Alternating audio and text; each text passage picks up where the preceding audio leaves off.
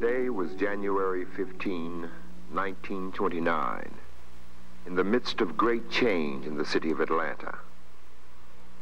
This day was also a time of change in the lives of Alberta Williams and Reverend Martin Luther King.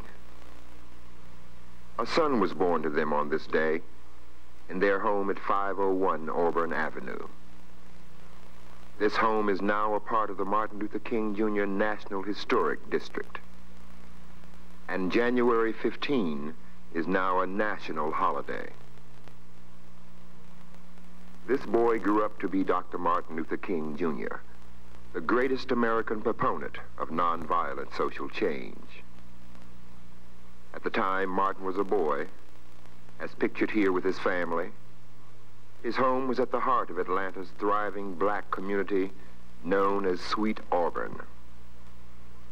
When Martin was growing up, he had rights and privileges which were theirs under constitutional law. Black Americans were segregated from white Americans and could not use the same public facilities or shop in the same stores. Young Martin grew up knowing that for some unexplained reason, life was more difficult for black children than for white children. But he always had a close and loving family by his side. Pictured here with him are his maternal grandmother, Jenny Parks Williams, his parents, Reverend Martin Luther King Sr. and Alberta Williams King, his brother Alfred Daniel, and his sister Christine. Martin worked hard at school, finishing high school by the age of 15.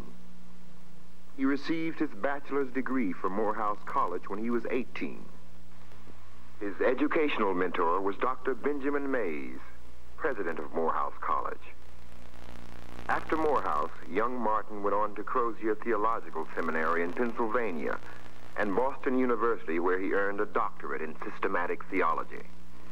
In graduate school, Martin was introduced to the works of Mohandas K. Gandhi, leader of a nonviolent movement for independence in British-ruled India. While in Boston, Martin was offered the pastorate of the Dexter Avenue Baptist Church in Montgomery, Alabama. Although only 26 at the time and newly married to Coretta Scott, he accepted the position. As a young minister, Dr. King's diligence and compassion earned him the respect of his community. So much so that by the time the Montgomery bus boycott was initiated on December 1st, 1955, Dr. King was chosen as the president of the Montgomery Improvement Association. This organization led the boycott that began when a black seamstress, Mrs. Rosa Parks, refused to give up her bus seat to a white man and was arrested. As a result, the reality of racial segregation was brought out into the open, and Dr. King found himself in the forefront of an issue which soon gained national attention. He began to be recognized throughout the country as a gifted public speaker in the cause of racial justice. 381 days after the boycott began, the struggle for integrated buses was won. People throughout the country celebrated in this victory, for it was won through peaceful tactics and serious negotiation. During the Montgomery campaign, Dr. King had been arrested and put in jail. This proved to be the first of 30 arrests in his nonviolent struggle for civil rights. He went to jail for trying to register people to vote, for leading marches against racial segregation, and for openly defying the unjust laws that he felt he had a moral responsibility to disobey. Montgomery was the first campaign in Martin Luther King's freedom journey for justice and world peace. One of the major battles in the struggle for civil rights took place in Birmingham, Alabama in 1963, where Dr. King, the Southern Christian Leadership Conference, and their supporters hoped to bring about full desegregation of public facilities. Dr. King and many others were arrested. While in jail, Dr. King was criticized by some ministers who felt that he had asked for too much too soon.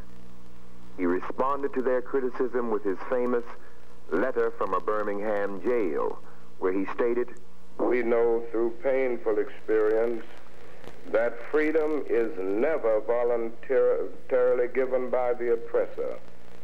It must be demanded by the oppressed.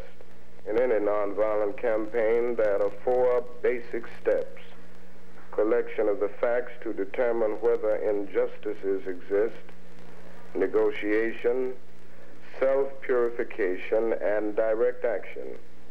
We have gone through all these steps in Birmingham." Dr. King was an avid reader of books, magazines, and newspapers. In this way, he picked up new knowledge and broadened his understanding of nonviolence.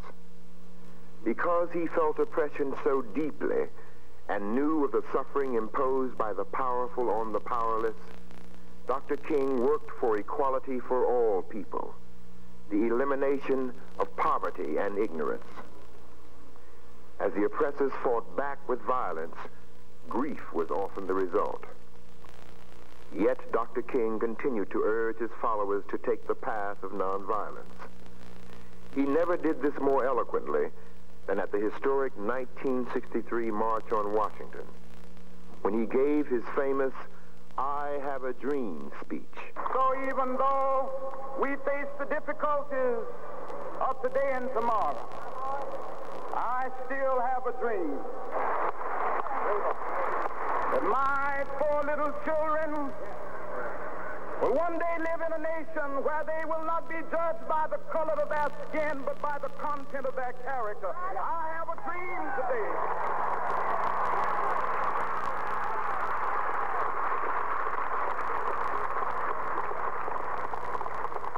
I have a dream that one day, down in Alabama, with its vicious racists, with its government dripping with the words of interposition and nullification. One day right there in Alabama, little black boys and black girls will be able to join hands with little white boys and white girls as sisters and brothers. I have a dream today.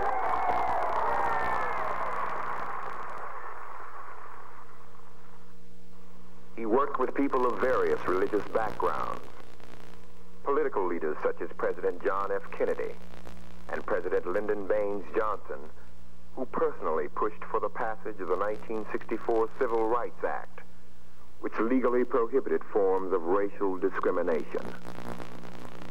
In 1964, Dr. King was awarded the Nobel Peace Prize as a result of his efforts to bring about much-needed social change through nonviolent means. He was the youngest man ever chosen to receive this award. More than just the medal shown here, the Nobel Prize carries a monetary award, which Dr. King divided equally and donated to various civil rights organizations. His family was on hand for this momentous occasion, which took place in Oslo, Norway. Seated next to Dr. King is his wife, Coretta Scott King. Behind them are his parents, Reverend Martin Luther King Sr. and Alberta Williams King, his sister Christine King Farris, and his brother Reverend A.D. King. Even after being awarded this highly esteemed honor, Dr. King continued to work in the struggle for equality and peace, the struggle against poverty, and for full employment and equal pay.